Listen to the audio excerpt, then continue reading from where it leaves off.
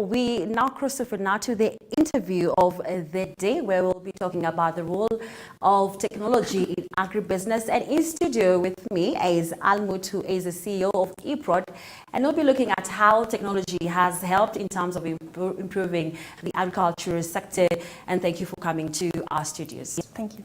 Now, before we delve into the role of technology in agribusiness, maybe we can start by looking at the full potential of agribusiness to an extent that it remains untapped in the current arena. Yes, I think if you look into agribusinesses, I think it's still very unstructured. You have a lot of small cooperatives, small SMEs, businesses that try to work with farmers. Very few, if you go into the field, you see that a lot of farmers are still complaining about markets and working with middlemen, while you have companies that complain about there not being enough supply from farmers.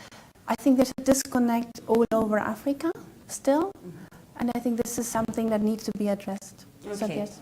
Okay, maybe we can start. You can maybe share with us a little bit about what eProd is all about, and also how you're integrating technology in agriculture sector in Kenya.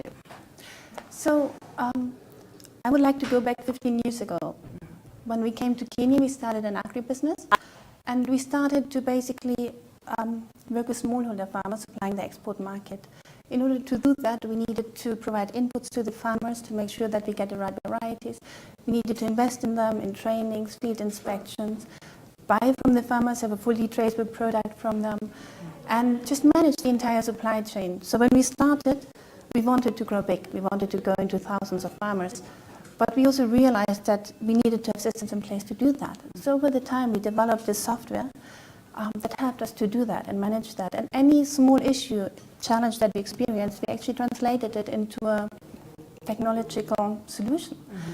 And then we are now working with 8,000 farmers and are very successful. So we have built something very impressive. And on this side, a very comprehensive platform. So 10 years later, we realized that there's also a market for this platform. There are many, many thousands of cooperatives, companies, aggregators, exporters out there that work with smallholder farmers that are disintegrated, and they need a system like ours. So we reached out to them 5 years ago and started eProd Solutions as a service provider, providing also the software as a solution to the companies. Okay, so eProd is a system. Yeah? It's a software, yeah. It's a system. So you said you're targeting, you already have 8,000 farmers. What's your target in terms of the farmers you want to include in this the is system? for the first company we have through eProd now. We have reached over 250,000 farmers in 8 countries in Africa, and we are starting now also in Asia. What about in the country? So we are in Kenya, Uganda, Tanzania, Ethiopia, Nigeria, Malawi, Rwanda, Ghana. Yes, Okay. and then we're starting in Asia. In Afghanistan, we've started with 20 companies. Okay. Food security is one of the big four agenda for President Uhuru Kenyatta. How is eProd going to ensure maybe they contribute to this agenda? So I think food security is important for the security within a country, for the safety, I think it's a backbone for each country. Now, we want to contribute and assist there by, first of all, some of our clients are using crop insurance packages and manage this through eProd to basically de-risk for the farmers any investment that they're doing and help them to replant if need be, for example, or recover the inputs and the money that they have invested. And then also, being a platform, we have a lot of information in our system. So we know the farmers' households, we know the farms, the fields, what has been planted. And this is information that is important for other players in the market. So we are partnering with an American company that then, based on the information that we have, they can provide weather forecasts to the farmers and then more detailed production advice, tell them when, what has to happen. And then with past information and projections, they can also model then future scenarios and understand where it's a shortfall in production, there might be a surplus, and then help simply to move goods, move products, and plan basically a forehand. Okay. You have been in the country for 15 years, that's what she said, yes? So maybe you can tell us how can we integrate technology in agribusiness, especially for the smallholder farmers? I know you're targeting the smallholder farmers, but then again, who are these smallholder farmers when you compare them to large-scale farmers? So if you, so the Our system targets indirectly the smallholder farmers. I think the key to basically scaling is to empower the small-scale businesses, the cooperatives, the companies that buy and work directly with the smallholder farmers.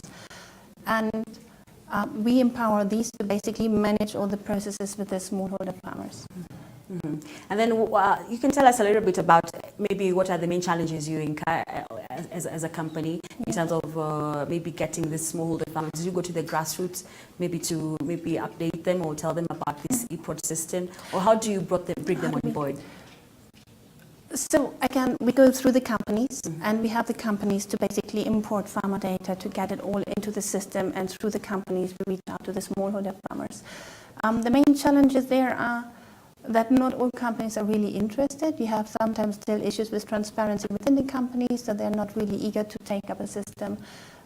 Sometimes companies, organizations feel a bit of change management process starting with technology, while they used to do everything happily on paper. Yet they do see the benefits of having a system. They can link farmers to financial institutions, create this financial access for farmers. They can communicate to the farmers. They get a tighter relationship with the farmers, increase production. There are also issues with maybe as you think about that, maybe we can look at what market intelligence role in terms of improving agribusiness in the country. Yeah. So market intelligence is basically what I mentioned to you with satellite information, weather forecast, integrating soil data.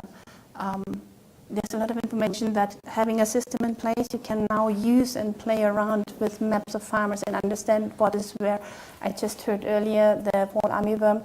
If you know in one area there is a pest outbreak, you can see in a cluster where the farmers that might be affected, and you just reach out to them, send them a text message, and tell them that they have to now apply this and this chemical in time to make sure that their crop is not affected. Okay. So I think key is really having the data of farmers and being able to reach out to them. Okay. Early on, we did run a story on the fall armyworm, saying there's going to be an invasion. Actually, the government saying farmers should be ready for the invasion of the fall armyworm. Is this something the data your company collects and tells now farmers now it's time now to spray your crops? So our clients would do that. They collect the data and they would then inform the farmers, you have to do this and this and this now. Mm-hmm. So it's not something that your system can be able to maybe to talk to the farmer directly? Our system can do that, but now again we train the companies to be able to do that. Okay. Maybe we can end our interview there. Thank you so much for coming to our studios. We appreciate it.